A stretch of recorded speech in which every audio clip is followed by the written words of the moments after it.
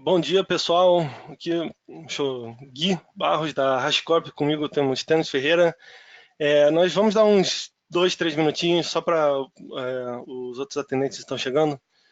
Então, daqui a pouco a gente começa de jeito. Só uns mais 3 minutinhos.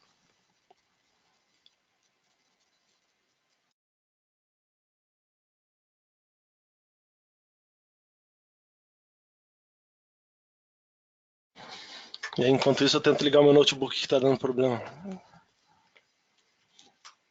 O outro, né? Não o principal.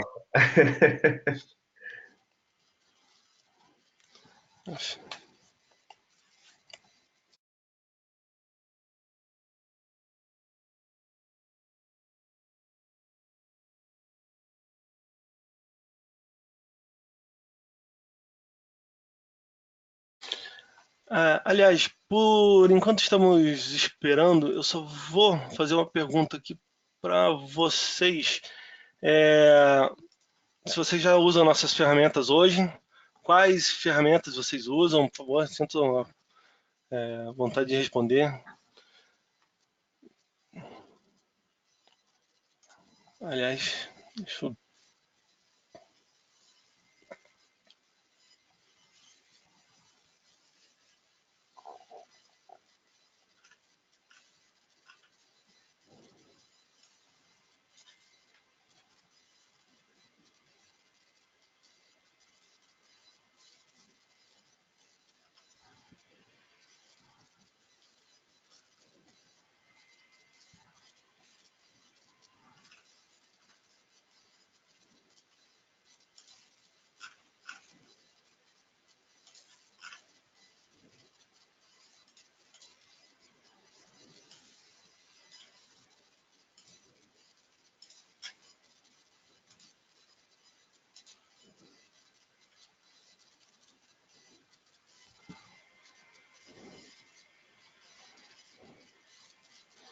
Espera aí, só vou fechar a questão rapidinho, que eu vi que eu fiz só um pequeno erro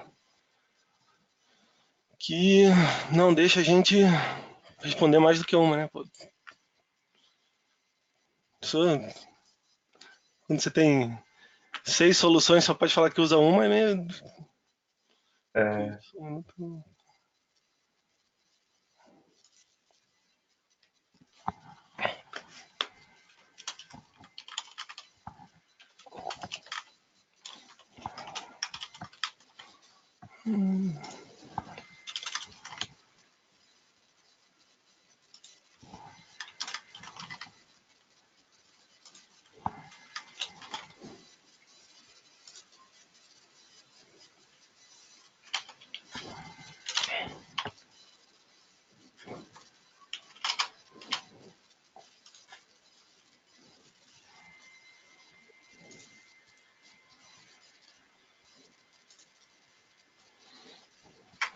Agora sim, pronto.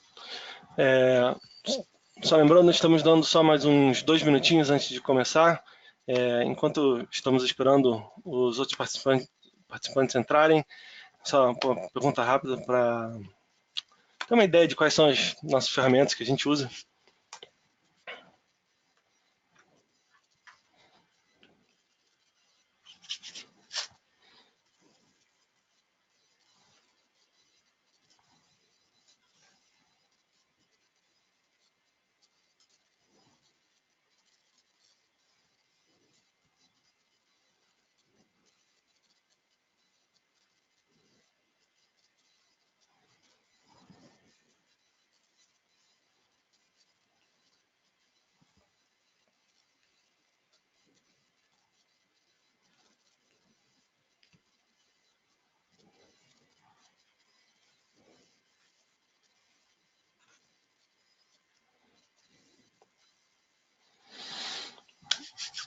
Ok, vamos começar. Então, muito obrigado por estar aqui conosco hoje. Deixa eu fechar aqui as perguntas.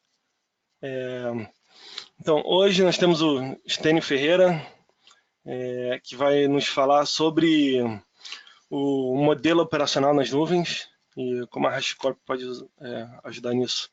Stênio, só lembrando, nos últimos 15 minutos serão dedicados às perguntas. Vocês devem ter uma sessão específica para as perguntas, se vocês quiserem ir perguntando. A gente vai recolhendo tudo e aí, no final, o Stênio vai responder todas. Stênio, com você. Obrigado, Gui. Obrigado a todos pelo interesse nos produtos HashiCorp e pela presença nessa apresentação. Deixa eu compartilhar minha tela aqui. Sharing.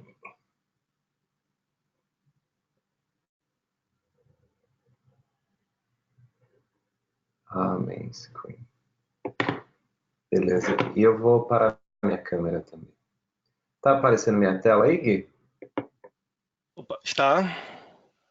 Beleza. Então, tá. Então, pessoal, hoje a gente vai falar do Cloud Operating Model, que é um termo em inglês, mas eu tive um pouco de dificuldade de traduzir. Eu achei mais interessante manter no original, porque fica fácil depois para vocês procurarem e fazer o follow-up. Então, para iniciar, quem sou eu? Como o Gui falou, meu nome é Stênio Ferreira, eu sou um Senior Solution Engineer na HashiCorp, então eu participo de vendas técnicas. Eu estou aqui faz 1 ano e meio, meu ano passado eu era um desenvolvedor Java e consultor, sou brasileiro e uma vez por mês eu toco numa banda de heavy metal. E aí tem os links para minha vida social. Em termos de agenda, a gente vai começar falando da HashiCorp bem rapidamente sobre a empresa, depois explicar o contexto que a gente enxergou as empresas estão vivendo, que é essa transformação digital. Eu vou explicar o que é isso. E passando disso, eu vou começar a falar de cada uma das ferramentas que a HashiCorp tem e como que elas se encaixam nesse contexto de transformação digital, como que elas resolvem os problemas que aparecem. Na sequência, eu vou sumarizar tudo isso com o Cloud Operating Model, que é a utilização das ferramentas HashiCorp para resolver esses problemas. Na sequência, vou falar de um caso de uso para cada ferramenta, de empresas no mundo real que estão utilizando essas ferramentas, e vamos para a área de perguntas. Então, a HashiCorp é uma empresa nova, foi fundada em 2012 pelo Mitchell e o Armon Dadgar, está ali a missão da empresa. E a HashiCorp tem 6 produtos. Para essa apresentação, a gente vai focar nos 4 do topo, Nomad, Consul, Terraform e Vault, porque eles têm maior impacto no Cloud Operating Model. O Packer e o Vagrant são mais para desenvolvimento. E algo interessante para falar, todas as ferramentas HashiCorp têm 3 coisas em comum. A primeira é o foco no workflow e não na tecnologia. Ou seja, no fluxo de trabalho que as pessoas têm dentro de uma empresa para resolver determinado problema, seja de infraestrutura, com Terraform, segurança com Vault, ou assim sendo com os outros. Porque a gente enxerga que a tecnologia muda. Se ontem era máquina virtual, hoje é container, amanhã talvez seja serverless, independente disso, o problema de infraestrutura se mantém. Então, esse é um enfoque das ferramentas HashiCorp.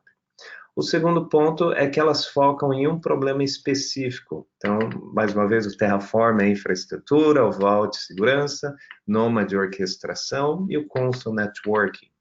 E elas funcionam muito bem em conjunto, mas podem ser usadas independentemente. E o terceiro ponto, elas são todas open source.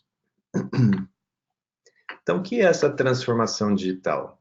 Esse contexto que nós estamos vivendo, onde as empresas estão passando de um mundo estático de data centers tradicionais para um mundo mais dinâmico, onde talvez eles ainda estão usando data centers, mas agora tem uma variedade de plataformas que podem se beneficiar, tanto na nuvem ou private cloud, ou pode ser uma plataforma de tecnologia que nem Kubernetes ou OpenShift. E nessa transição, estão passando de um mundo onde era mais ticket-based, onde para você ter um novo serviço, um novo segredo, você abre um ticket, um request, alguém tem que criar, para um mundo mais self-service, onde seus recursos são bem mais fáceis e mais rápidos de criar. Os motivos dessa transição são aspectos financeiros, essa necessidade de maior escalabilidade e repetibilidade e de ser mais fácil a manutenção desses recursos. E também o acesso a novas tecnologias. Então, quando tem essa transição para o multi-cloud, a HashiCorp enxerga que muitas empresas não vão simplesmente jogar o que tinha no passado fora e começar tudo do zero. Então, voltando na ideia de foco no workflow e não na tecnologia, as ferramentas HashiCorp vão permitir criar uma ponte entre os serviços legados, os Systems of Record, talvez sejam um banco de dados ou algo do gênero, para os Systems of Engagement, que são os serviços mais modernos, tipo um aplicativo web ou de celular. Quando acontece essa transição, a HashiCorp identificou dificuldades em 4 pontos que vão mapear para cada uma das ferramentas. Então, em termos de provisionamento de infraestrutura, no mundo estático, você sabia quais são os servidores que você tem, é tudo a mesma marca, o mesmo tipo, a mesma configuração. Quando você está indo para um mundo dinâmico, talvez numa plataforma você tenha um tipo de serviço, você está misturando Windows com Linux, é bem mais heterogêneo. Em termos de segurança, quando você está dentro de um data center, você está protegido pelas 4 paredes. Então, tudo que está rodando ali dentro, você meio que pode confiar.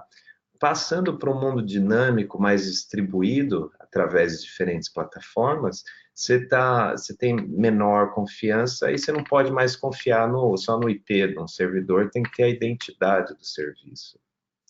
Em termos de redes, antes era baseado no servidor que está rodando, ou seja, você pode estar criando regras de firewall utilizando o IP e controlar seu tráfego interno.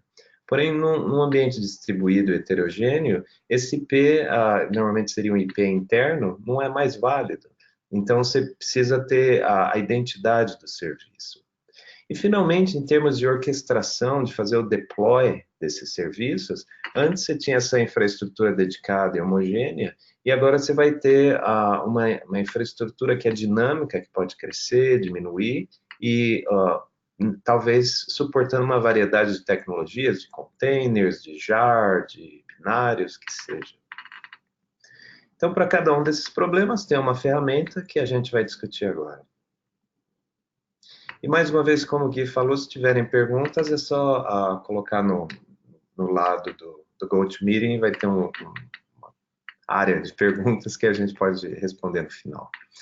Nessa apresentação, não vou entrar muito em detalhes sobre a utilização das ferramentas, mas eu vou falar de 3 casos de uso, por que essas ferramentas existem. Então, no caso do Terraform, começa com infraestrutura como código. O Terraform vai permitir você descrever sua infraestrutura como código, como um arquivo de texto. Então, ao invés de você ter um operador abrindo uma página do AWS ou de VMware e clicando aqui e ali para criar um servidor, você vai documentar isso como texto, que vai te permitir repetir a mesma infraestrutura em diferentes ambientes, em diferentes plataformas.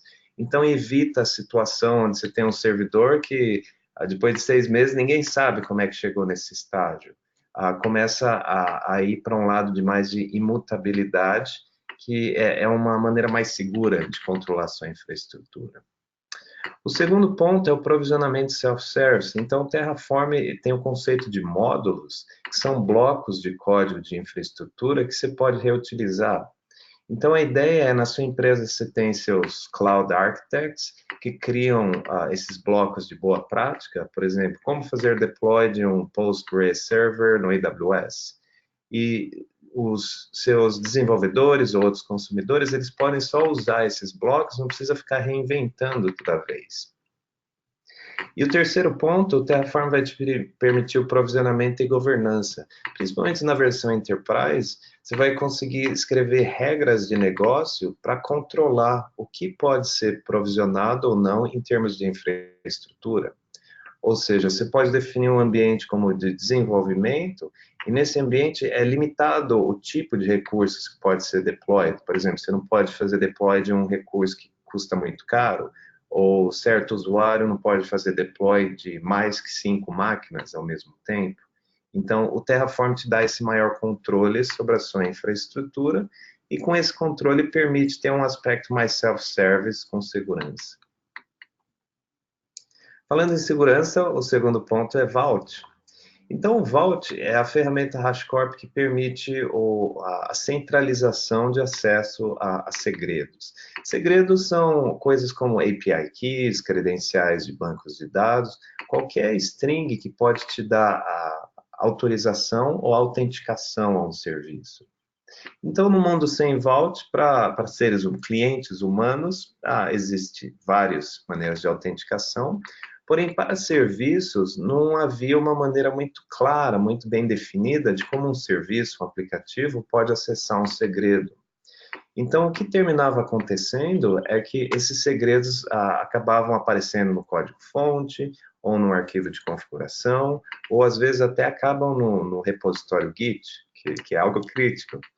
Então, indo para o Vault vai ser um servidor, então você tem sua máquina virtual ou container rodando o Vault, e esses clientes, não importa se é humano ou se é serviço, eles vão fazer um login no Vault com um dos métodos de autenticação suportados, e o Vault vai retornar um Access Token. E esse Access Token é tipo um cookie, tem um tempo de validade. Os clientes vão passar no request para o Vault quando eles estão querendo acessar um segredo. E o Vault valida se esse token está válido. Em termos de métodos de autenticação, o Vault é bem flexível, então suporta métodos que são mais direcionados a clientes humanos, tipo Active Directory, Gmail, GitHub, que seja. E existem métodos mais focados a serviços, e esses métodos vão utilizar a plataforma onde o serviço está rodando como o provedor de identidade. Então, por exemplo, se você tem um serviço que está rodando no AWS, provavelmente ele vai estar dentro de um EC2 instance ou num Lambda. E esses vão ter um IAM profile associado, que você definiu no AWS. Então, o serviço pode buscar esse IAM profile e usar ele como a credencial. Da mesma maneira, se é um container rodando num pod Kubernetes, esse container consegue acessar o JWT token do Kubernetes, que tem a identidade desse serviço. Então, no final do dia, quando o desenvolvedor está criando esses serviços, ele ou ela, não precisa escrever essa credencial no código, só precisa colocar a lógica para fazer um request no Vault e buscar o segredo. Ou pode até externalizar essa lógica, tem vários workflows com agentes que é possível. E do lado do tipos de segredo que Vault consegue gerenciar, o mais básico são segredos estáticos, onde você tem uma chave, um valor, tipo meu password, o valor do password, mas o Vault também suporta uma variedade de segredos, como segredos dinâmicos, onde o Vault pode ir num banco de dados ou numa plataforma cloud e criar credenciais dinamicamente quando os clientes fazem o request. E essas credenciais, elas vão ter um tempo de validade. Quando esse tempo expira, o Vault vai ser responsável por revocar essas credenciais. Então, se eventualmente elas são expostas em log ou crash report, elas vão ter um tempo limitado de validade que aumenta a sua segurança. E, finalmente, o Vault também pode ser usado como oferece Encryption as a Service, onde se pode gerenciar chaves de encriptação dentro do Vault. É uma situação que acontece frequentemente, onde os desenvolvedores precisam encriptar algo, talvez para armazenar um banco de dados, por exemplo, o número de cartão de crédito. E quando isso acontece, os desenvolvedores têm que achar uma biblioteca de criptografia válida, têm que implementar o algoritmo corretamente e tem que gerenciar o ciclo de vida dessas chaves, que é algo bem complexo. Então, é mais adequado para o ambiente corporativo você delegar essa responsabilidade para o Vault, que é gerenciado por um time de segurança, e você pode estar controlando suas chaves de encriptação lá. Você pode ter versões de chaves, você pode arquivar uma chave e apagar, é bem flexível. E o Vault suporta outros tipos de segredos, você pode usar como um Certificate of Authority para TLS Certificate, e vários outros mais. Em termos de redes, a gente tem o Consul. Então, o Consul, a gente volta para aquela ideia do Digital Transformation, que antes cada serviço estava dentro de uma máquina virtual, que tem um IP interno e consegue se comunicar, porque sabem o IP ou sabe o DNS. Porém, nesse mundo dinâmico, você pode ter uma situação onde um dia, ou em uma hora do dia, você tem 5 máquinas, na hora seguinte você vai ter 100 máquinas, e na terceira hora você vai ter 10 máquinas. Ou seja, é muito flexível, a sua frota de máquinas pode expandir ou diminuir muito rapidamente. Então, se for ficar dependendo de IP estático, você tem um problema. Vamos assumir que você tem um serviço A que quer falar com o serviço B. Qual que é o endereço de IP, ou como que o serviço A consegue encontrar o serviço B? E aí que entra o Consul. O Consul tem um aspecto centralizado, então quando você faz deploy de um serviço, eles vão se registrar com o Consul. E como se fosse uma páginas amarelas, ele guarda a referência do nome do serviço e como encontrar. Então, o serviço só precisa fazer query no Consul para saber onde que o outro está. O segundo caso de uso do Consul é Runtime Configuration, ou seja, com esse aspecto centralizado, o Consul você consegue armazenar Key Value Store, que são as chaves e valores. Você pode ter, por exemplo, um flag de Maintenance Mode, modo de manutenção, e você troca o valor disso, e um serviço que está rodando muda o seu comportamento em tempo de execução, que é algo bem poderoso. E, finalmente, com o Consul, você tem segmentação de serviço. Cada serviço vai ter a sua identidade, independente do número de instâncias desse serviço. Então, por exemplo, você pode ter um serviço de web server com 5 instâncias. E você quer criar uma regra especificando que o web server pode falar com o seu banco de dados, você pode criar somente uma regra, web server falando com o banco de dados, independente do número de instâncias, essa regra vai ser válida. Versus se você estivesse usando firewall para east-west traffic, para controlar esse tipo de regra, você precisaria de uma regra para cada instância, para cada IP ou para cada porta. Então, o Consul está abstraindo todos esses aspectos físicos e estáticos para permitir uma arquitetura mais dinâmica e distribuída.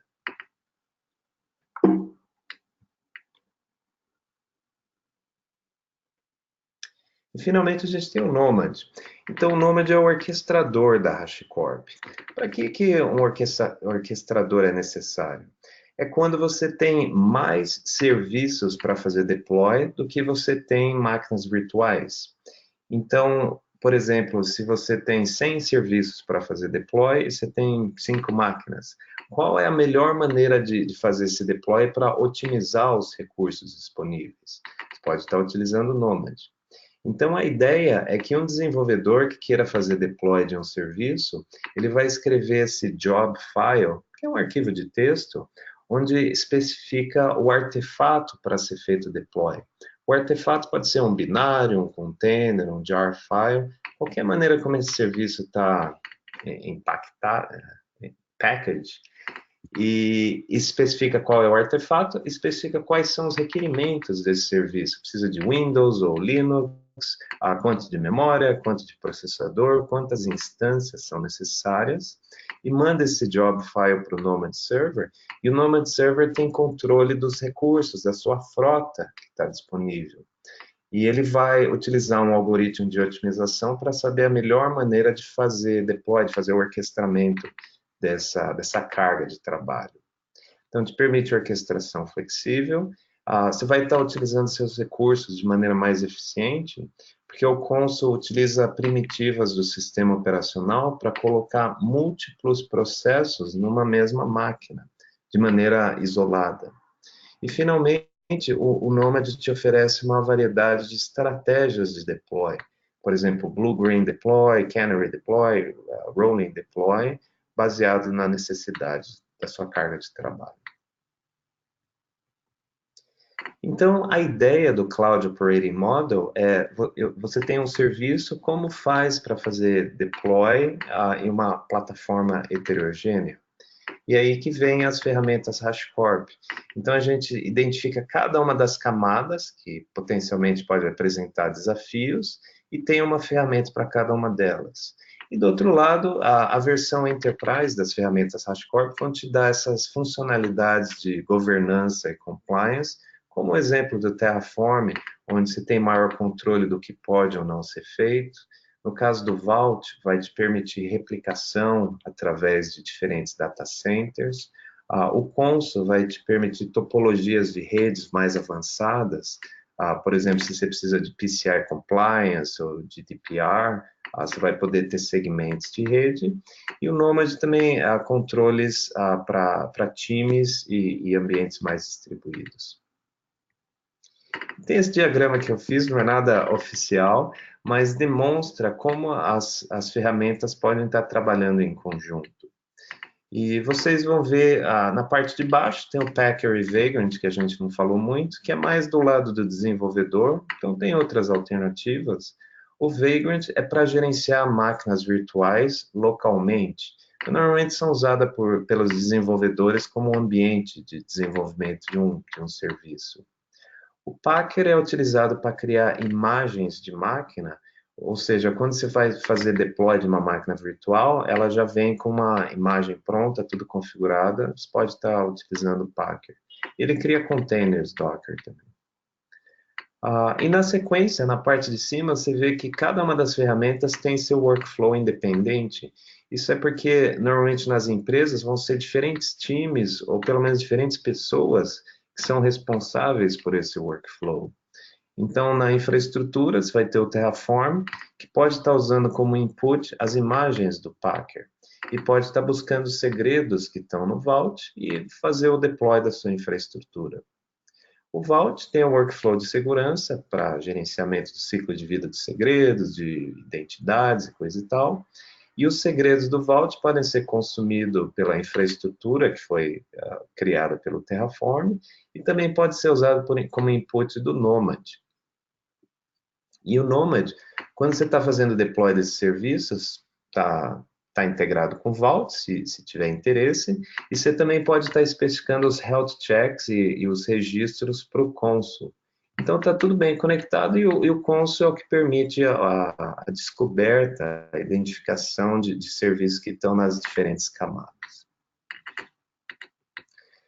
Então, em termos de como a HashiCorp determina se uma funcionalidade vai ser open source ou enterprise, a ideia é que funcionalidades que têm a ver com o indivíduo ou pequenos grupos são open source. Funcionalidades que têm a ver com governança, compliance, times, alta escala, essas são as funcionalidades que a gente reserva para o enterprise. Então, vamos falar dos casos de uso. O primeiro, essa empresa chama LMA, LMA que estava falando do Terraform. E todas essas apresentações, vai ter um link no segundo slide, foram apresentações feitas ano passado no HashiConf. Então, a LMA é uma empresa digital aqui nos Estados Unidos que lida com 35% das hipotecas de casa. O desafio deles, eles estavam usando o Terraform já, porém cada time dentro da LMA utilizava de uma maneira diferente ou independente, não tinha um controle centralizado. E eles estavam utilizando Jenkins para automação. Resolveram escolher Terraform porque permitiu a separação de responsabilidades. Eles escolheram o Terraform Enterprise. Eles tinham um workflow único e conseguiam separar quem são os criadores de módulos e quem são os consumidores de módulos. Então, conseguiram ter essa abordagem mais self-service. O resultado, menor ambiguidade, redução de esforço e mais sustentável. Eles apresentam esse slide, recomendo que vocês vejam essa apresentação. E, inclusive, depois dessa apresentação, a gente vai publicar na página do webinar. Demonstrando no primeiro diagrama que eles ainda usam Jenkins como o pipeline para criar imagens que ficam armazenadas no Artifactory. Acho que eles estão utilizando Packer. E com o Terraform Enterprise eles podem ter o Git hook diretamente no repositório Git, então não precisa do Jenkins e pode estar expondo esse serviço para toda a empresa, então é um serviço centralizado. E o segundo diagrama é só para demonstrar a separação de responsabilidades, que com módulos e workspaces, você consegue ter espaços delimitados para cada contribuidor da sua empresa. O segundo caso de uso é a Adobe usando o Vault. Então, a Adobe, todo mundo conhece do Photoshop e Illustrator, mas eles têm um lado de serviço de Big Data, onde eles funcionam tipo um Google Analytics para digital marketing. O desafio deles não é que eles não tinham gerenciamento de segredos, é que eles tinham várias soluções de gerenciamento de segredos, porque eles têm uma plataforma muito distribuída, eles têm 12 data centers através do mundo. E o desafio deles é como o time de segurança consegue gerenciar toda essa alta escala de uma maneira consistente e segura. Então, escolher o Vault por esses três motivos. Tem um REST API que é muito fácil de se programar, tem alta availability, então você pode fazer deploy de Vault como um cluster de high availability, se um servidor falha, tem o outro ali, e com o aspecto de replicação, que é algo da versão Enterprise, permite auditoria centralizada. Então, esse é só um diagrama para mostrar um pouquinho a ideia de como é distribuído. Eles utilizam múltiplos clouds no AWS, no Azure privado, porém, eles só precisam controlar um Vault Cluster, e esse Vault Cluster replica segredos e configurações para todos. Então, fica uma abordagem muito mais fácil e segura de gerenciar.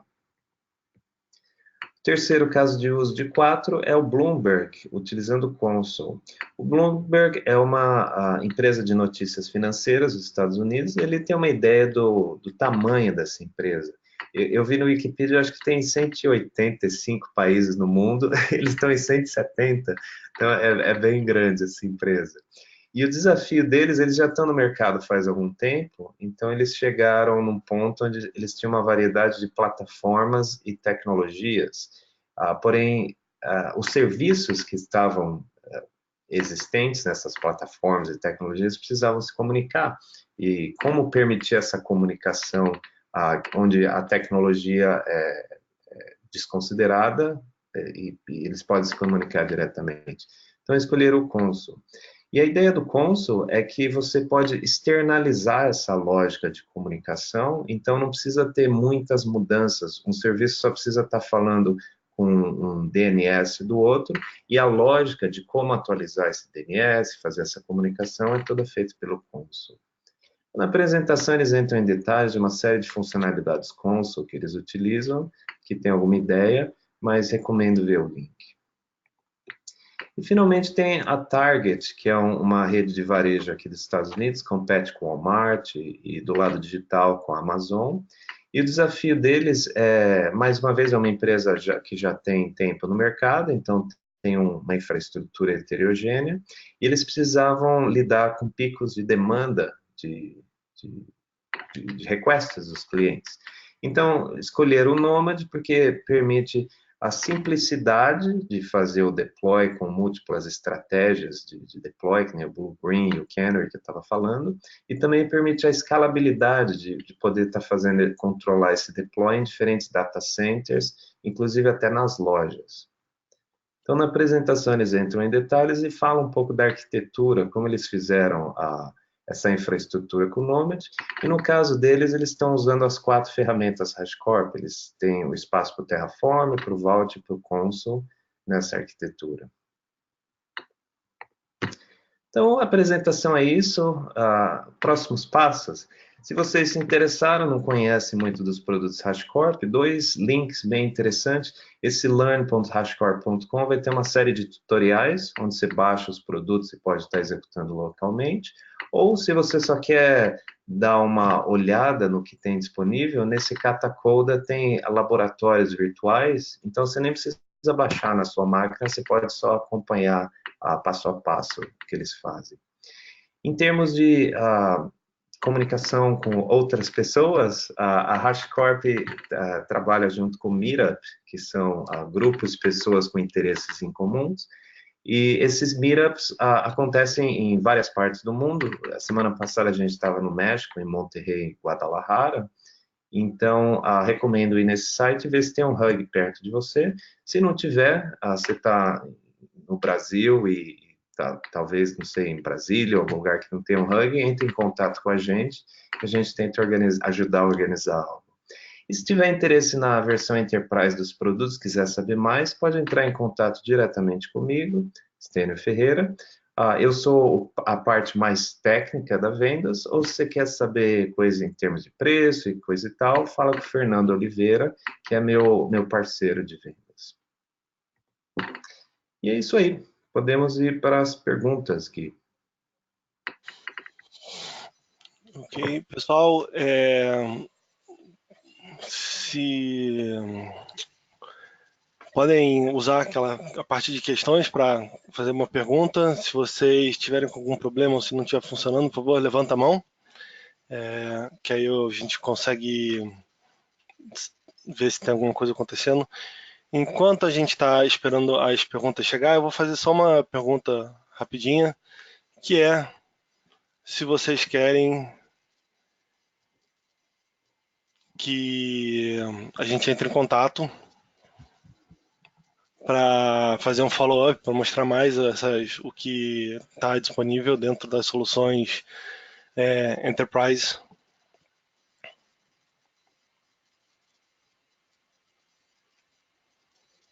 Ô, Gui, eu tenho uma pergunta para você. Aquele pool original, onde você perguntou qual é que é o produto mais utilizado, você consegue ver as respostas agora? Eu consigo, peraí, deixa eu pegar.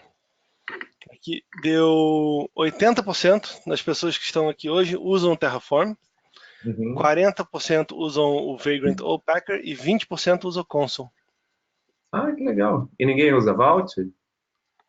nem Nomad. Não, Cara, interessante. Nomad é coração. Desculpa, é o meu produto favorito. Eu gosto do Vault. Bom, eu gosto de todos. Bom, pessoal, então. Aí temos um que usa Vault que perguntou que deve ter perdido o Paul no começo, não problema.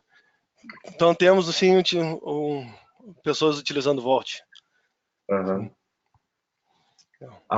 Bom, em termos de Terraform, então parece que a maioria tem experiência com Terraform, então vocês devem saber, né, que o Terraform tem a maneira como ele é, a arquitetura do Terraform, você vai ter o Terraform Core, que vai te permitir executar o plan e apply, é o binário, e você vai ter os Terraform Providers, e os providers têm ciclo de vida independente, você tem o provedor do AWS, do Azure, que são os esperados, né, provedor de plataforma, porém o Terraform tem mais de 100 provedores. Então você vai encontrar coisas como Datadog, DNS Simple, tem provedor de Kubernetes, tem provedor para o Vault, para o Nomad.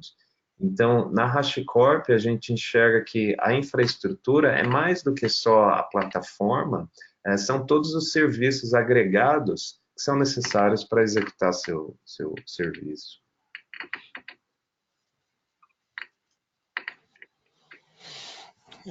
Ok, bem, não temos perguntas, todo mundo já sabe tudo, perfeito. Faz uma pergunta a você, Gui. Aliás, ontem e anteontem está tendo aqui o HashConf EU na Europa, né, em Amsterdã, e saiu vários anúncios das capacidades novas das próximas versões. Cara, nossa, eu tô falando em Consul, tem aquele Consul Gateway que, ó, Você vai quer ser falar um bonito. pouco mais sobre isso? Cara, assim, eu ainda não tive a possibilidade de brincar, né, com o Consul, mas assim, quando eu queria fazer a comunicação entre duas clouds diferentes antes, usando o Consul, você precisava fazer aquele one, né? Então você fazia a comunicação one, era encriptada e tudo mais, só que não era a coisa mais fácil possível. Mais fácil possível. Agora, com o Gateway, você põe um agente do console na sua borda, né? E eles se comunicam entre as nuvens, de uma forma segura também, usando o TLS assinado dos dois lados. Então, quer dizer que você consegue fazer os seus serviços, por exemplo, na AWS, conversar com o seu serviço no Azure nativamente pelo console. Esse É. é. Pelo que eu entendi, você ainda vai precisar ter uma máquina virtual do lado AWS e uma máquina virtual do lado Azure, e você vai precisar que elas tenham IP público, né? E você precisa ter o firewall aberto só entre essas máquinas. Porém, aí você pode estar utilizando aquelas tabelas de roteamento e aí você pode direcionar o tráfego para networks internas. Só que o que é legal do Consul é que você não vai precisar controlar esse túnel em si, que antes seria um processo que está executando. Eu lembro no passado eu fiz com o OpenSwan, e era um negócio que vivia caindo, e quando cai, para tudo de funcionar, e você tem que ver essas tabelas de roteamento. Então, Não, o cara, Consul então, nova é, serviço. e é melhor ainda, porque assim, é mais fácil ainda, porque como é TLS dos dois lados, você facilita muito a comunicação que você tem para fazer esse túnel. Aham. Então, o nível de segurança para a comunicação através da internet é aumentado. Assim, pessoal, que o Stênio e eu, a gente é camaradas, cara, só que moram em continente diferente, então a gente está usando essa oportunidade também para falar técnico, né? E se vocês estiverem interessados em saber mais dessa funcionalidade específica, como o Gui falou, foi anunciado ontem, ou ontem, em algum horário, no HashConf da Europa, e tem um blog post.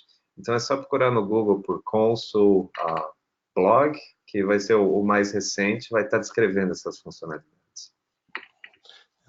Não, e assim, outra novidade que foi anunciada ontem também, que é relacionado com o Gateway, é que agora a possibilidade de multi-DC ou de multi-infraestrutura do console vai estar indo para open source. Então, Uhum. antes, né, se eu queria usar o Kubernetes, era considerado um DC. Aí, se eu queria falar Kubernetes com fora de Kubernetes, daí era uma ferramenta do Consul Enterprise. Agora, é open source. Então, para achar serviços dentro, fora de uma rede e outra rede, tá tão mais fácil, cara. Virou É, o Service Mesh, tá tão bonito. Desculpa, eu tô animado, porque é coisa recente, então sabe como é que é? A gente também ama tecnologia, né? até escorreu uma lágrima ali que eu vi.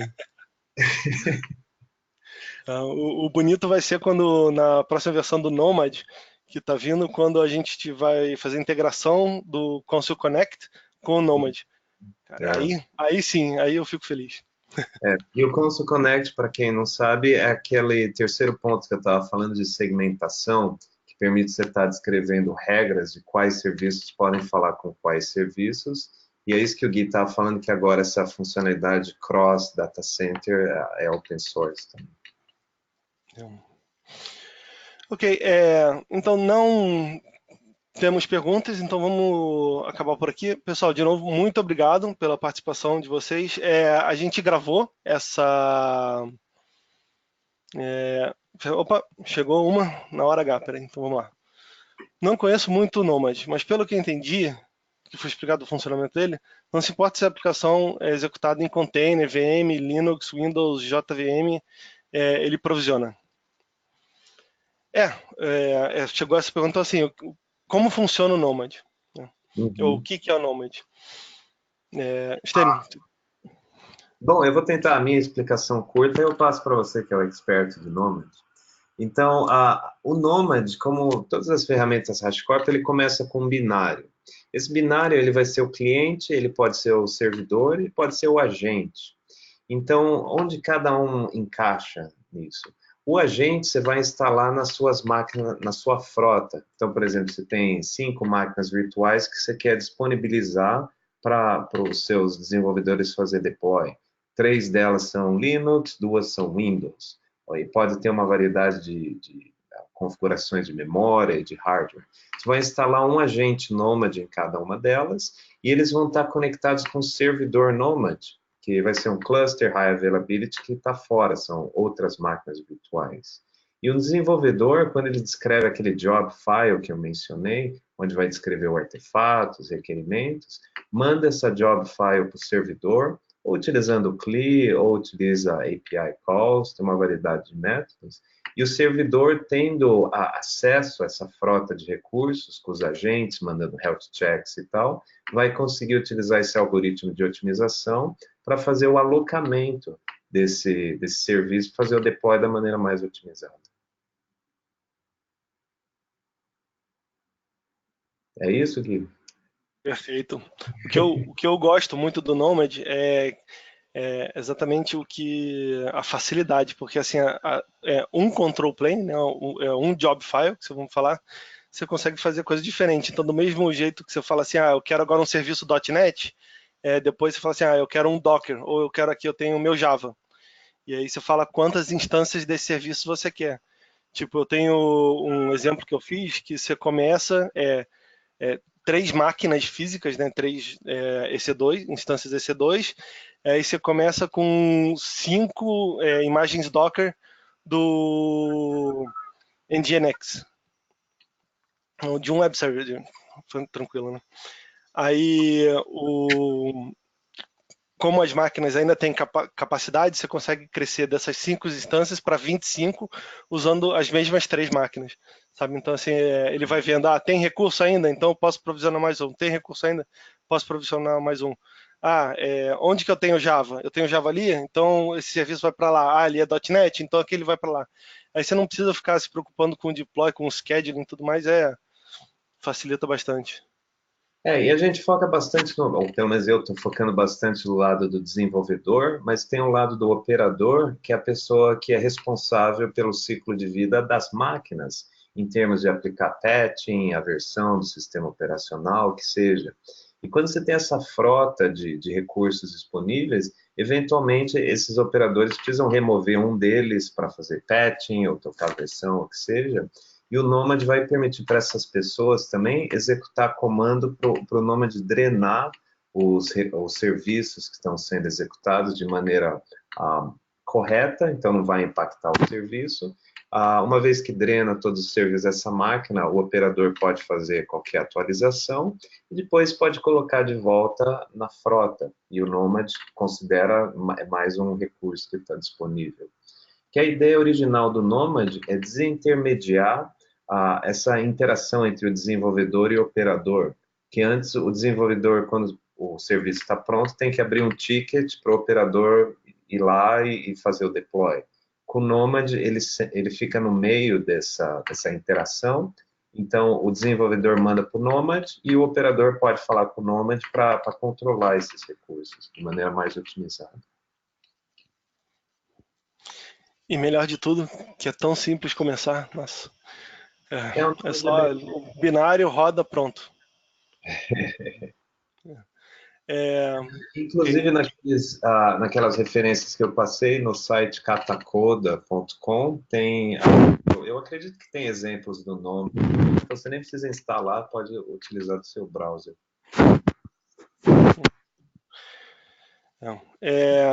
Ok, não temos mais perguntas, então, pessoal, novamente, muito obrigado. Após feito o pós-processamento, vocês vão receber um e-mail com a gravação dessa sessão e tenham um ótimo dia.